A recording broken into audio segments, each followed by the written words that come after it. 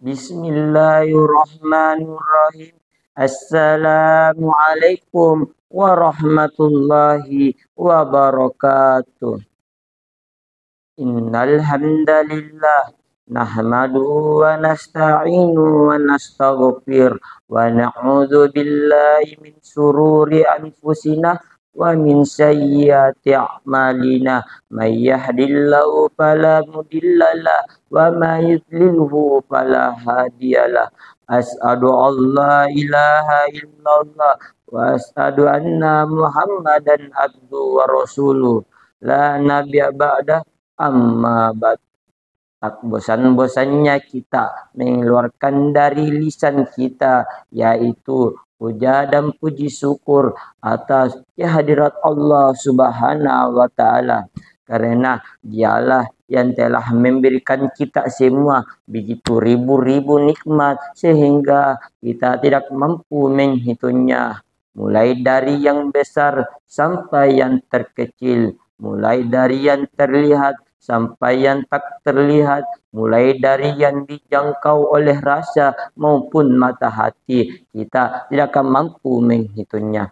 Salawat dan serta salam kita curahkan kepada baginda kita, man huwa wa Rasulullah ilan nasi kaffah wa akhirul anbiya wa imamun rasul, ja'at bid-dinil Islam, datang membawa Islam. Berdirinya saya di sini sesuai dengan sabda beliau sallallahu alaihi wasallam, balighu anni walau ayah, sampaikanlah ilmumu walaupun sampai satu ayat. Ada dua amalan yang dilakukan oleh kita semua, tetapi Allah Subhanahu wa Ta'ala dan para malaikat-malaikatnya melakukannya di luar. Yang pertama itu bersalawat kepada Nabi Muhammad sallallahu alaihi wasallam, sebagaimana dalam firman Allah dalam surah Al-Ahzab ayat 56. Bismillahirrahmanirrahim. Innallaha wa malaikatahu yusholluna 'alan nabi ya ayyuhalladzina amanu shollu 'alaihi wa sallimu taslimah. Sesungguhnya Allah dan para malaikat-malaikatnya bersalawat atas Nabi Muhammad sallallahu alaihi wasallam. Wahai orang-orang yang beriman, bersalawatlah kamu kepadanya dan kirimkan salam dengan penuh penghormatan kepadanya. Dikisahkan ketika Nabi Muhammad sallallahu alaihi wasallam, Abu Bakar As-Siddiq berkata kepada anaknya, wahai anakku, Nabi Muhammad telah melakukan amalan yang benar-benar baik. Aku sudah melakukannya juga. Apakah masih ada amalan-amalan yang belum aku lakukan yang dilakukan oleh Nabi Muhammad? Anaknya menjawab, wahai ayahku, semua amalan yang dilakukan oleh Nabi Muhammad sudah kamu lakukan, tetapi hanya ada satu, yaitu memberikan makanan kepada pengemis yang ada di pasar.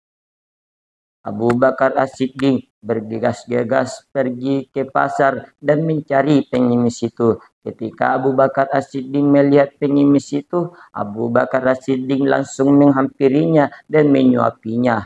Ketika Abu Bakar As-Siddiq menyuapinya, pengemis ini langsung melempar tangan Abu Bakar As-Siddiq dan berkata, manakah orang yang memberikan aku makanan?